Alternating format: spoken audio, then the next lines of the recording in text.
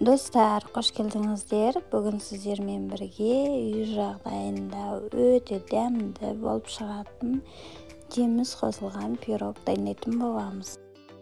Қосатын қоспаларды төменге жазып қалдыратын боламын.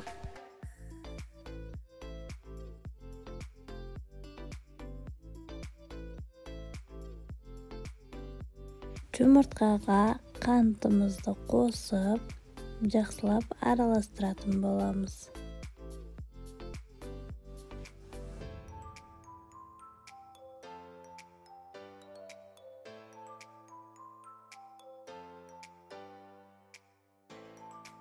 Тұз қосамыз.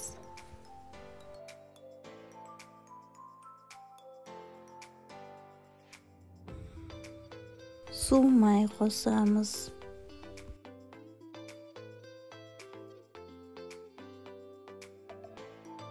Үй температурасында сүтімізді құйып араластырамыз.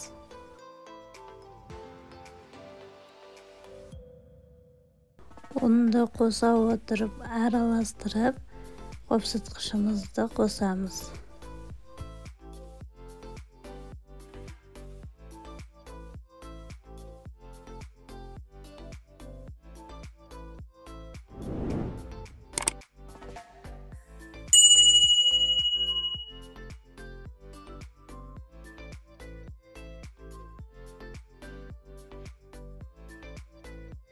Бір қалыпқа келгенше араластырып аламыз.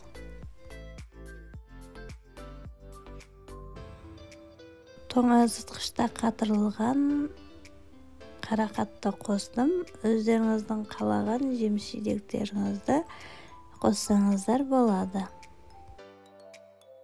Кез келген формамызға салып, духовкада 180 градуста 45-50 минутта пісіретін боламыз.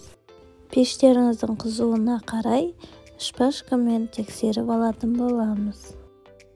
Пирогымыздың дәмі өте керемет.